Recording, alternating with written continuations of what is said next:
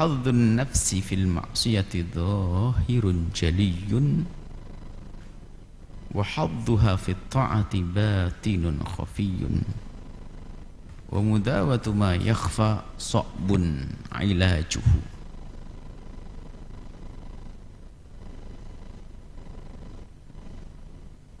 Hawa nafsu, sebaik-baik kebaikan adalah melawan hawa nafsu. Innan nafsa la'ammaratun bisu'. Hawa nafsu selalu mengajak kepada keburukan, kehinaan, kejelekan. Hawa nafsu selalu mengajak kejelekan. Lah itu hadzun nafsi, maksudnya ajakan hawa nafsu. Hadzun nafsi, ajakan hawa nafsu kepada kejelekan, fil maksiati, dengan sarana kemaksiatan itu zahirun jaliyun, jelas. Orang minuman keras semuanya adalah nuruti hawa nafsunya, jelas.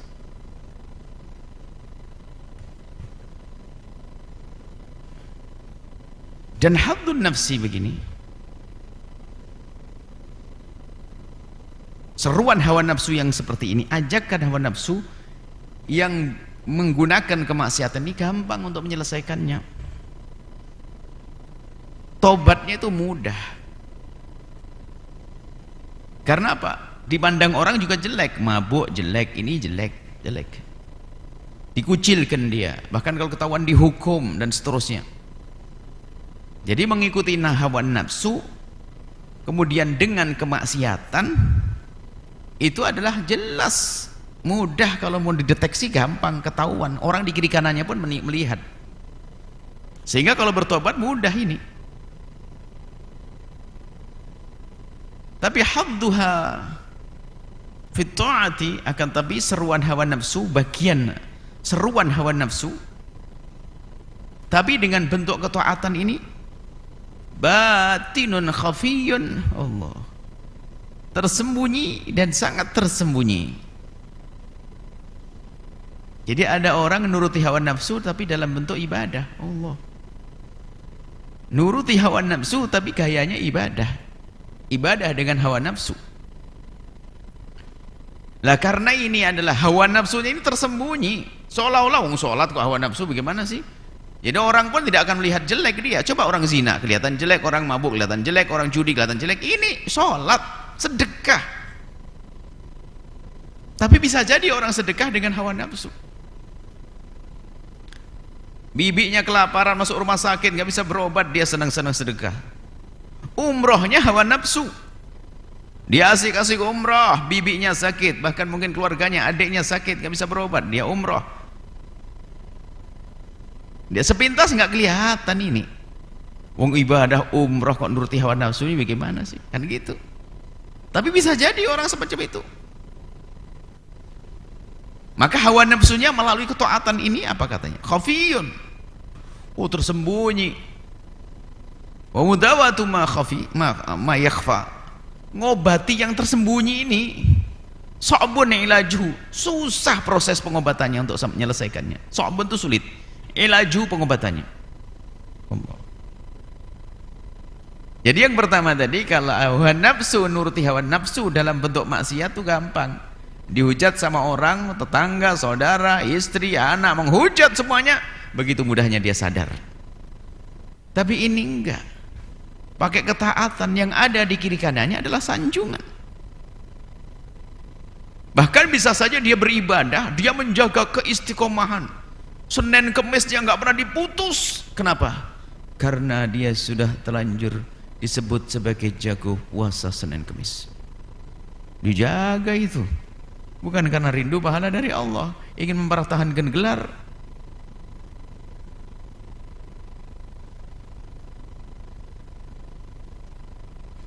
Sholat jamaah kan sebuah kebaikan, apalagi sholat jamaah sebuah kebaikan sebetulnya, cuman kadang ditunggangi hawa nafsu, sehingga sudah berubah menjadi semacam action, pengen dilihat orang kalau dia terjago sholat jamaah. Mendengar adzan langsung bergegas karena sudah dikenali, masya Allah dia soleh, hidup soleh banget, soleh pisan. Ya, kalau di sini ya pisan ya.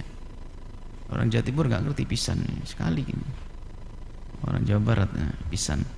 Ih soleh banget. Kenapa? Dengar azan langsung wah tak ambil menantu. Dengar begitu di Sanjung, berarti kalau saya dengan azan langsung bergegas sholat, itu menjadi ada nilai tambah buat saya, sehingga tidak mendengar azan gitu langsung bergegas. Akhirnya apa? Dia menikmati itu hawa nafsu. Sehingga orang membangun kesolehan itu kan ketaatan, membangun kesolehan, kebaikan, tapi ternyata dia nuruti hawa nafsu. Di balik itu semuanya apa? Kalau sudah hawa nafsu itu ini urusan dunia, sehingga menjadi dia dihormati, disanjung, diam-diam sebetulnya dan diharap daripada itu semuanya. Lah ini penyakit begini ini susah, bagaimana bisa diobati? Wong dia sendiri merasa bahasanya memang terhormat, sehingga pergi ke pasar pun apa hasilnya? Kalau belanja biar diketahui kalau dia orang soleh, baik, alim, dimurahkan harganya sama penjualnya. Ini diskon, gratis, masya Allah Ustaz, masya Allah, apa-apa ambil. Oh, dia menikmati itu semuanya, bangga nih. Mungkin tidak mengharap dia, tapi di saat orang memperlakukan dia seperti orang biasa itu sudah gelisah. Misalnya dia salam, ternyata orang biasa saja, nggak merundukkan, nggak menghadap. Ini orang nggak menghargai saya, nggak tahu saya ini Ustaz. Berarti dia membangun kebaikan selama ini hanya untuk memberikan label kepada dirinya bahwasanya dia adalah orang soleh. Lah kayak begini ini diobati susah. Wong disanjung orang di sana sini kok, kadang dianggap wali bahkan, dan menikmati di mana.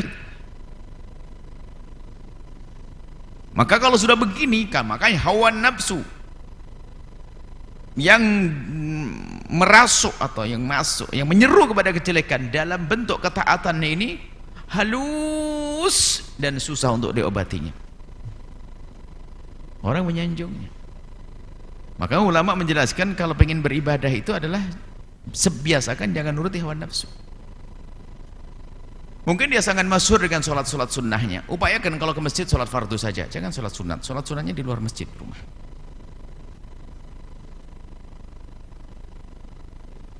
Kalau sudah berubah, jadi perlu memerangi hawa nafsu. Tapi kalau dia lebih awal datangnya gimana? Mendapatkan pahala tapi belum memerangi hawa nafsu. Contoh sholat Jumat, sebaik-baik orang sholat Jumat kan lebih awal untuk dapat onta, pahala onta dan sebagainya. Cuman dia itu sudah dikuasai hawa nafsu. Dia berangkat awal, bisa saja dia mendapatkan itu semuanya, tapi dia belum memerangi hawa nafsunya. Mungkin dia sedikit terlambat deh, supaya tidak distempeli bagi, oh dia paling pertama, suaminya itu loh paling pertama. Kalau itu tuh lihat, orang-orang masih sibuk dia sudah lewat. Oh sudah menjadi label buat dia, menjadi satu ciri khas bagi dia, dinikmati itu semuanya. Ini bahaya sekali yang demikian itu. Model-model kebaikan banyak semacam ini. Allah. Kalau salam kepada seseorang langsung salam disambut. Nanti ada orang salamnya jawabnya biasa saja. Wah, dia tidak menghargai saya. Jawabnya salam biasa saja, kayak dianggap orang-orang biasa. Nggak tahu saya ini ustaz, saya ini alim, saya ini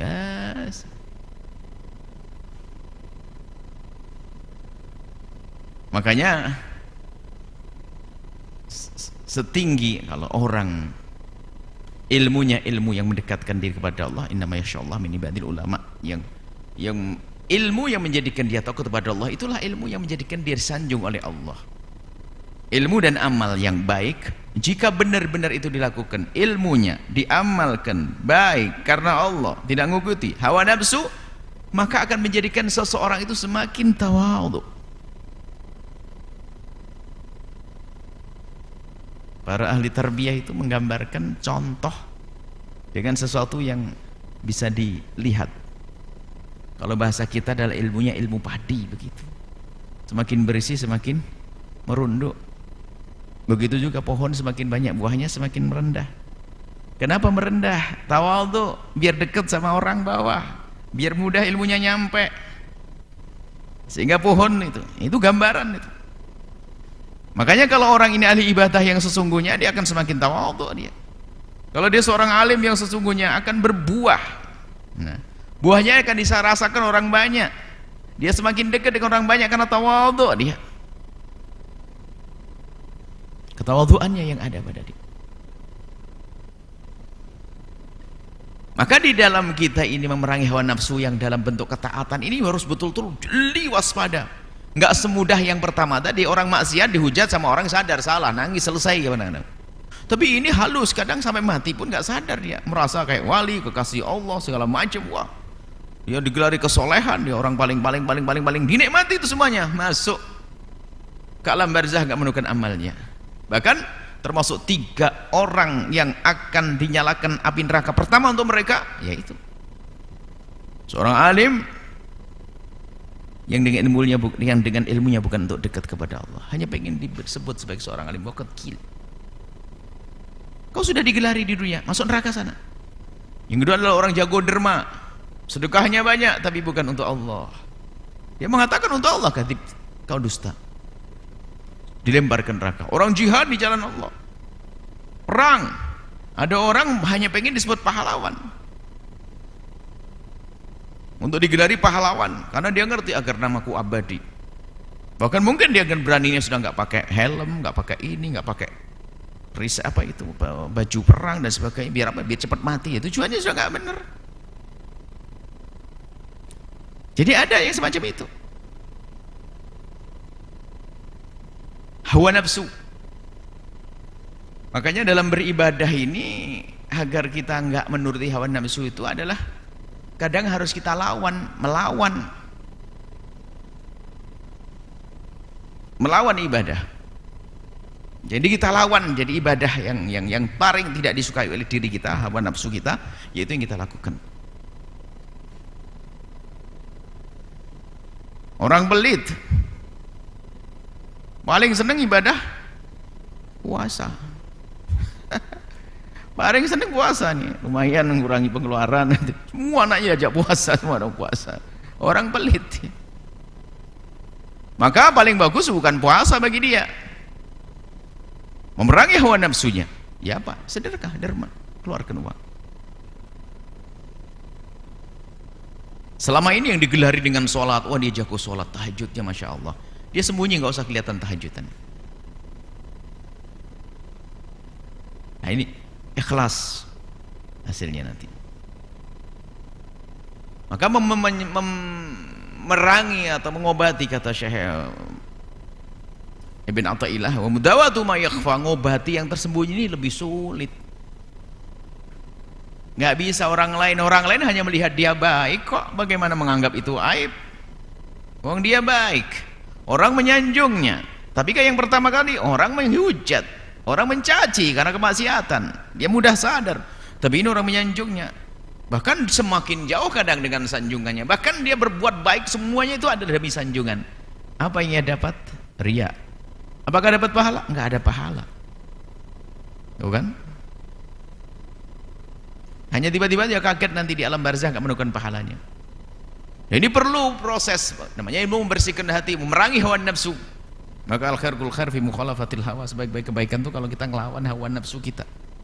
Lawan hawa nafsu.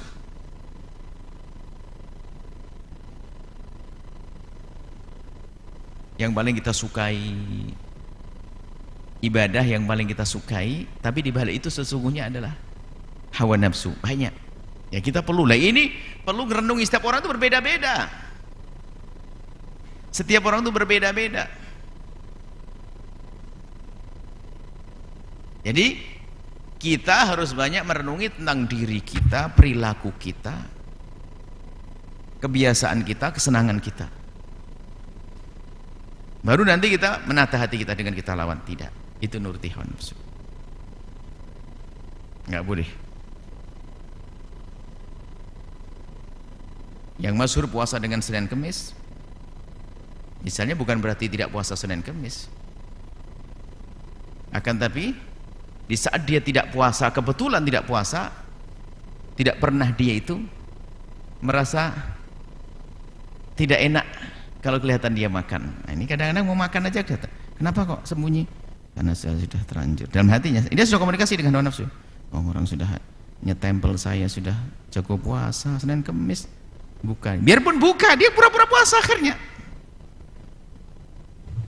Sama tahajudan juga begitu, karena dia sudah disebut ahli tahajud setiap malam. Dia sebenarnya bangkong dia ketiduran, cuman pura-pura melek sudah. Wah, duduk dok, kalau yang lain datang duduk. Seolah-olah dia sudah bangun mulai tadi, padahal dia bangun sudah. Ada ini nasib-nasib semacam ini adalah nasib yang hatinya yang tersembunyi hawa nafsunya tadi. Ini repot. Sehingga yang bisa menyelesaikan adalah dia harus koreksi terus menerus tanpa henti, dan setelah itu dilawan hawa nafsunya itu.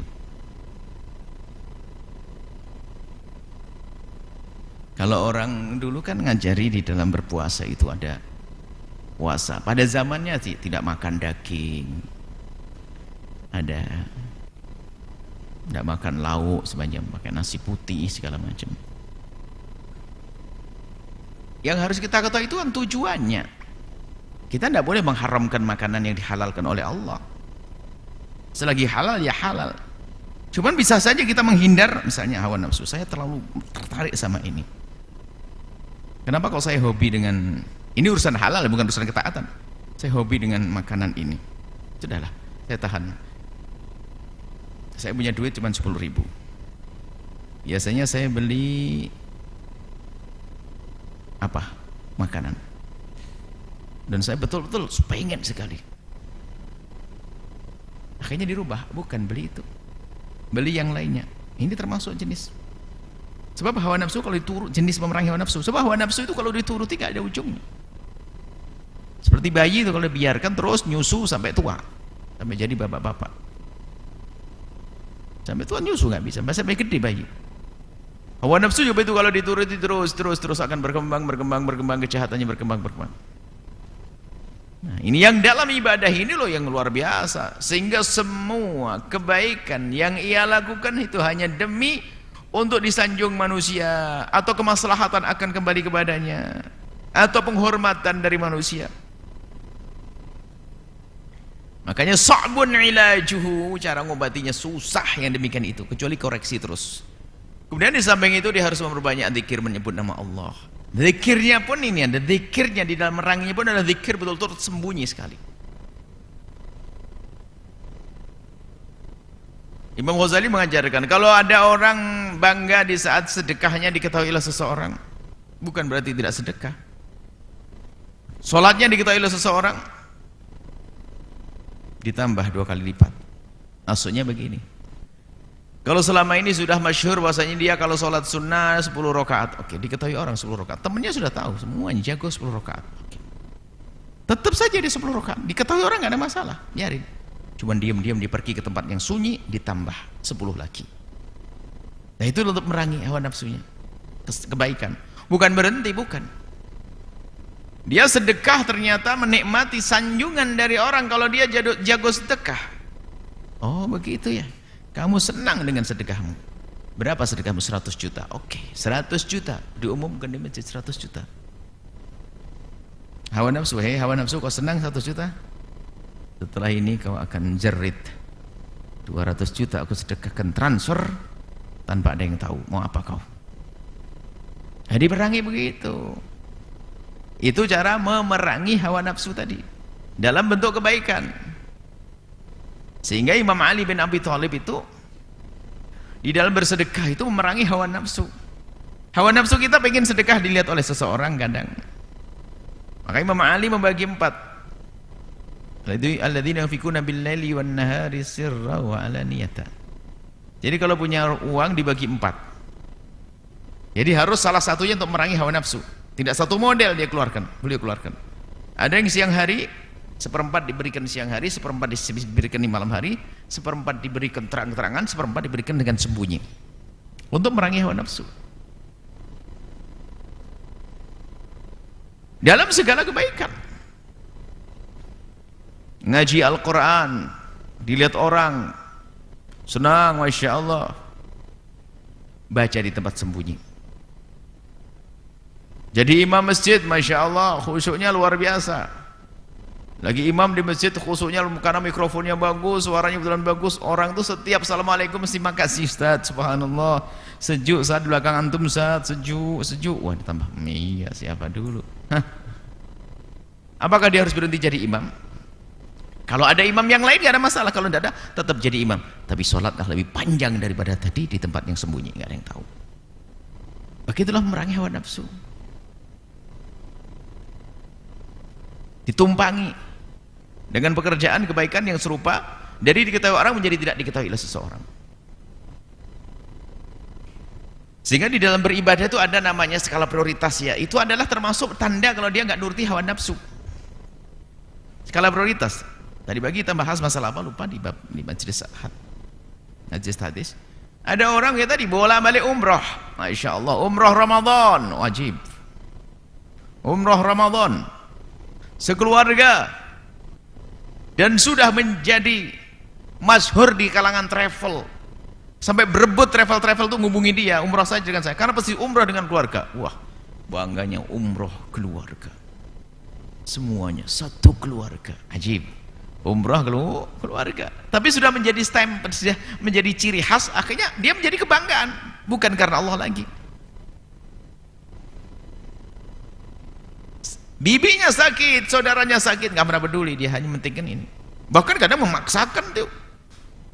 Kalau nolong orang pun yang sangat memerlukan, nggak sampai memaksakan seperti itu, dia memaksakan agar gelarnya untuk umrah keluarga ini tetap saja terwujud.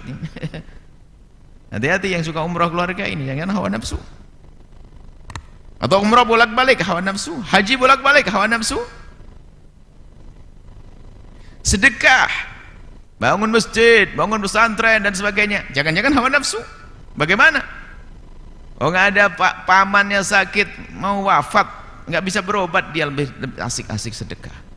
Nabi nggak suka yang demikian itu. Sholat jamaah ke masjid, dengar azan langsung pergi ke masjid, hawa nafsu. Bagaimana? Oh, ibunya nangis bilang, nak temani ibu, tidak usah pergi. Ibunya sakit, pergi ke masjid, hawa nafsu. Allah, banyak hawa nafsu ini.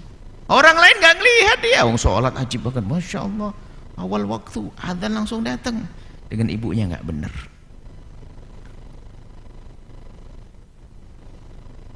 Sehingga suatu ketika ada orang datang kepada baginda Nabi bertanya tentang ayul amali afdal, amal apa yang paling bagus? Nabi menjawab, satu orang bertanya tentang amal apa yang paling bagus, Nabi menjawab birrul walidain, berbakti pada orang tua. Ada orang lagi yang datang di kesempatan yang berbeda, ya Rasulullah, amal apa yang paling bagus? Nabi menjawab sedekah. Oh, kok beda? Padahal pertanyaan sama. Ada kesempatan yang berbeda, orang tanya, ya Rasulullah, amal apa yang paling bagus? Nabi menjawab jihad di jalan Allah. Hanya ada sahabat penasaran, ya Rasulullah, pertanyaannya sama, kenapa engkau jawab berbeda? Nabi kan dengan wahyu, kalau kita nggak tahu. Nabi punya dengan wahyu. Nabi menjawab bahasanya, orang pertama kali yang datang kepadaku dan bertanya amal apa yang paling bagus, aku jawab birrul walidain, berbakti pada orang tua. Kenapa? Karena dia tergolong orang yang senang ibadah banyak, tapi ibunya teledor. Maka yang kedua apa? Wah, dia kalau ibadah jago, tapi sama fulus, belit. Maka ibadah paling bagus bagi dia apa? Bersedekah. Yang satu lagi apa? Dia kaya raya, hebat. Makanya setiap seruan perang dia bayar orang suruh perang, dia nggak mau keluar. Maka ibadah paling bagus bagi dia adalah jihad fisabilillah. Sesuai dengan memerangi hawa nafsu. Nah, kalau orang sudah paham sampai di sini akan selamat. Yang repot kan nggak paham tadi ini. Sabun ilajuhu, susah untuk diobatinya karena nggak ketemu, dia sendiri nggak sadar. Bahkan mungkin mentang-mentang merasa dia sudah menjadi kekasih Allah, menjadi waliullah, menjadi ini. Bahkan mungkin malah ditambahi kebohongan sehingga ngaku mimpi Rasulullah, ketemu 25 nabi, ketemu wali songo, apalagi guys. Biar tambah naik pangkat, ini ada hawa nafsu. Sudah hawa nafsu, sudah kelihatan tambah bohong dan menyesatkan umat nanti pada akhirnya. Inilah yang dihadirkan oleh Imam Ibn Atha al-Sakandari, haddun nafsi, ya, fil ma'siyati. Hawa nafsu itu kalau menggeret kepada kejelekan melalui kemaksiatan itu adalah kelihatan, bisa dicurigai, jelas. Wah, ini hawa nafsu nggak bener nih, orang tobatnya gampang. Tapi wa hadduha fit ta'ati, tapi kalau dalam bentuk ketaatan, batinun khafiyun, tersembunyi. Wa mudawatu ma yakhfa, ngobati yang tersembunyi itu sulit. Sabun ilajuha, sabun ilajuhu, susah untuk pengobatannya. Maka dari itu lakukan dua hal di dalam untuk menjaga itu. Selalu koreksi. Apa yang di saat aku melakukan ibadah itu selalu aku sertakan hawa nafsuku. Ini nggak bisa kecuali menjalankan renungan. Sebetulnya kita harus membuat contoh sebanyak-banyaknya agar barangkali itu adalah aku. Ada berbakti pada orang tua, ada jihad, ada puasa, ada sholat jamaah, ada bergegas waktu dengar adzan langsung pergi. Jangan-jangan di hawa nafsu semuanya kayak tadi kita sebutkan. Mungkin sekali itu adalah kita yang sudah Masya Allah kalau dengar suara adzan Allah bergegas, sudah mulai action biar lihat orang, wah ini paling soleh ini, hijrah nih. Di kantornya sudah dengar kalau sudah Allahu Akbar. Jangan-jangan sholat jamaah kita di hari ini juga hawa nafsu. Katanya apa? Pandemi seharusnya kita menghindari kerumunan, hawa nafsu. Harus kita jamaah, harus kumpul. Jangan-jangan hawa nafsu itu. Harus waspada ini semuanya. Hawa nafsu, rugi gak ada nilainya di hadapan Allah kalau dengan hawa nafsu. Ya hati-hati, hawa nafsu halus sekali. Hawa nafsu sangat halus sekali. Sehingga orang tidak sadar kalau dia adalah dibawa oleh hawa nafsu dalam kejahatan yang halus. Apalagi dalam bentuk ketaatan. Dalam bentuk ketaatan, tujuannya adalah menjerumuskan di sana, menghinakan manusia. Bentuknya tadi ketaatan. Nafsu yang ada dalam diri kita sendiri. Di dalam diri kita sendiri, makanya musuh itu kalau dari luar kan gampang diketahui. Tapi dalam diri kita sendiri.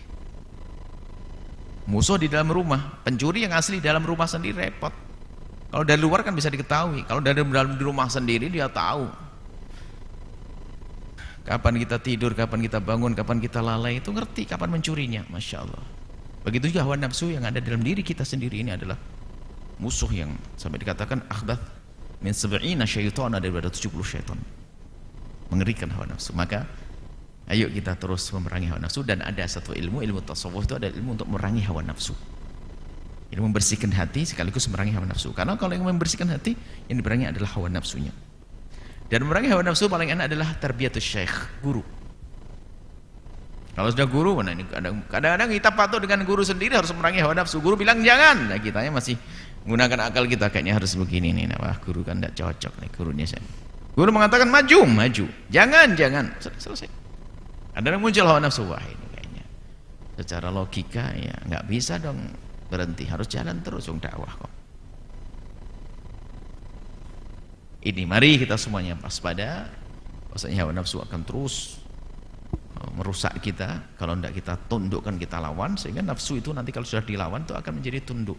Dari nafsul ammarah bisu menjadi nafsul lawamah. Lawamah itu kita tuduh terus, kita laum, kita caci. Oh kamu ngajak kemana? Kamu ngajak sholat, bener tidak sholatmu karena apa? Hawa nafsu, kamu ngajak sholat duha? Iya. Di masjid biar kelihatan orang, itu kan maksud ente? Iya, nggak mau. Kunci kamar, aku sholat di kamar saja. Hawa nafsu kau ngajak sedekah? Iya, yang banyak aja. Biar diketahui sama orang? Iya, oke. Aku akan transfer dari orang tahu. Ngerti hawa nafsu? Terus diajak bicara hawa nafsunya. Hawa nafsu lawamah sampai nanti menjadi mutmainnah. Berbuat baik tenang, bukan karena sanjungan orang. Nggak ada orang pun sholatnya tetap selama itu, sepanjang itu. Bukan di saat ada orang sholatnya panjang. Kalau orang nggak ada, ngebut di masjid jadi imam, masya Allah meliuk-liuk bacaannya. Sampai di rumah super ekspres. Nah seperti itu. Sampai menjadi nafsu yang radiyah, mardiyah, nafsu kamilah, itu adalah dalam dunia tarbiyah. Tapi yang jelas pertama harus kita sadari inna nafsal ammaratun bisu, harus kita fahami.